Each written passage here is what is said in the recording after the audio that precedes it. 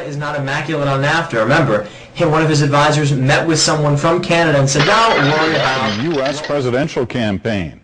But when a report last week suggested Barack Obama's campaign called Canadian officials to tell them not to take their candidate's anti-NAFTA rhetoric seriously, it caused a stir and a series of denials on both sides of the border.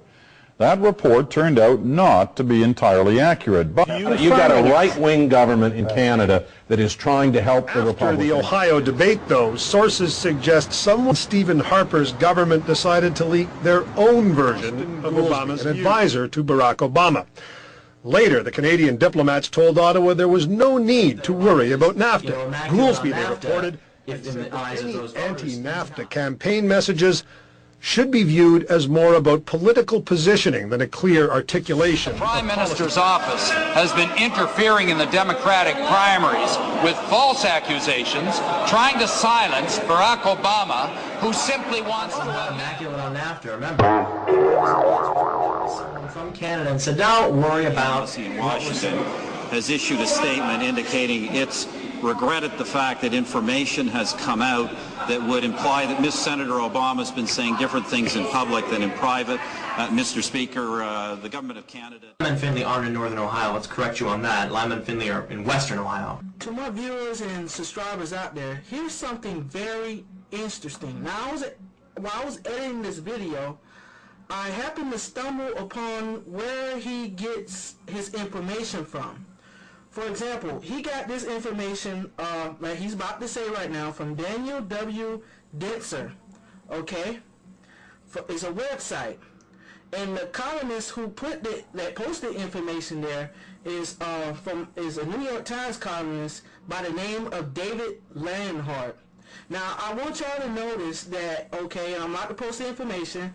I want y'all to notice how most websites post the footnote or the source or where they got the information from. It's just he got this information and just build an argument from there, and it's not a credible source of where he got the information from. So, Mr. McDonald, go ahead and tell my viewers the actual quote. Let's look at some stats. That's always fun, right? When NAFTA was enacted on January 1st, 1994, remember, Ohio had 990,000 manufacturing jobs. 2 years later, 1996, it had 1.03 million manufacturing jobs. That number stayed above 1 million up until this decade, where it has faltered a little bit down now to 775,000. We're up almost 100,000. And it continued to help all until about 2001, 2002, when they started to falter a little bit. So why can we blame NAFTA? Before NAFTA was enacted, Ohio unemployment reached 6.5%. It has never. The people who hate NAFTA are Democrats. The people who embrace NAFTA are generally Republicans in Ohio. This isn't a Democrat or Republican thing. You can go back to Bill Clinton, who gave us NAFTA. Why did they re-elect Bill Clinton in 1986, the guy who signed NAFTA? 13 years ago, NAFTA was an experiment, and no one knew how it was going to work. I think clearly since then we've learned that it's a failed experiment. And he also mentions, one of the things he also mentions here, he says, now remember who is the governor of Ohio? Yeah, I do, Ted Strickland. He's a Democrat. And that means nothing at all. Ohio's been hit hard. Our economy has suffered. We've lost well over 230,000 manufacturing jobs in the last few years, and our economy today is struggling. That means we desperately need help from the federal government. We simply do not have the resources to do everything that must be done to get us through this difficult economic period. Look at that and say, oh, well, Ohio's going to vote for Obama because Ted Strickland's doing a pretty good job in Ohio. People tend to like him. That means nothing. Funny you say that. I'm actually from Northern Ohio, Summit County, Barberton, right outside of Akron, and I have traveled through it recently, actually.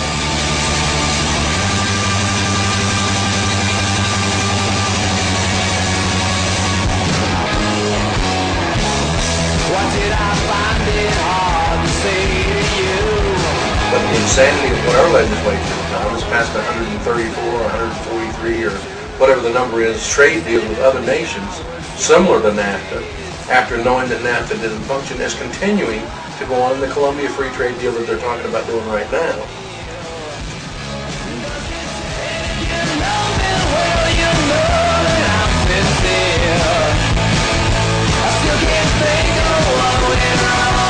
But it's not like this overwhelming We want nothing more than just to have a reasonable chance to succeed by hard work, good effort. But Ohio has been hit hard. Our economy has suffered. We've lost well over 230,000 manufacturing jobs.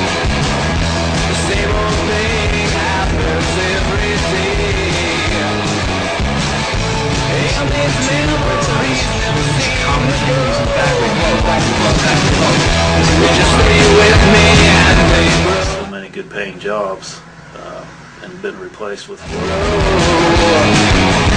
Desperately need help from the federal government. We simply do not have the resources to do everything that must be done to get us through this difficult economic period. Overwhelming, dire situation, and everybody's just crippling to death. Funny you say that. I'm actually from Northern Ohio, Summit County, Barberton, right outside of that, a couple weeks ago. So yeah, I have been to Northern Ohio, and let me tell you, you can say there's all these factories closed down and all this stuff, and there are factories closed down.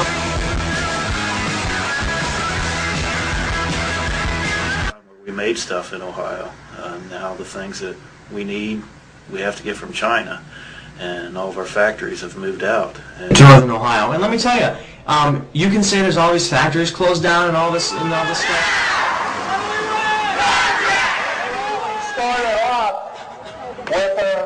National level, but it goes to the state and then local. We're seeing our funds go down as factories move out.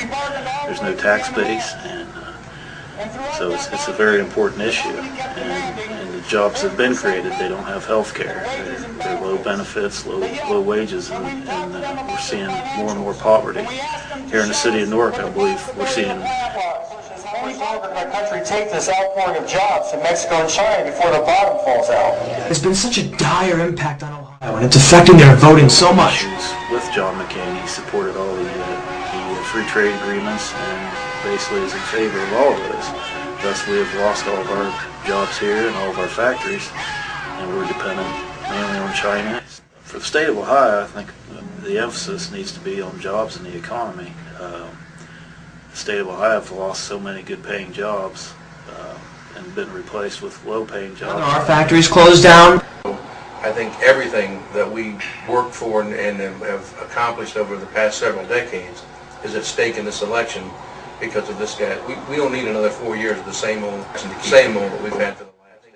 But it's not like this overwhelming, dire situation and everybody's just crippling to death. Important issue, and the jobs that have been created, they don't have health care. They're low benefits, low wages, and we're seeing more and more poverty. Here in the city of Newark, I believe we're seeing third-generation poverty. Why are we blaming Nafta? 13 years ago, Nafta was an experiment, and no one knew how it was going to work. I think clearly since then we've learned that it's a failed labor experiment. standards and environmental standards that were required in order to not just be good for Wall Street, whatever the number is, trade deals with other nations similar to Nafta, after knowing that Nafta didn't function, is continuing to go on in the Colombia Free Trade deal that they're talking about. Mr. Workman, what do you think Ohio needs most in the coming years? We need some leadership in Washington and here in the state of Ohio that's going to bring jobs back to the country, to allow families to raise and have we don't level the playing field so that our trading partners have to comply with the same environmental safety and health, child labor laws, and the other basic human rights and basic fairness. If they don't have to adhere to those same standards, the American manufacturing can't compete. Our job bases are eroded. Whether you work in the public sector, private sector, whether you work in an industrial job or you're in a trades job someplace, all those things are impacted by the lack of a manufacturing base.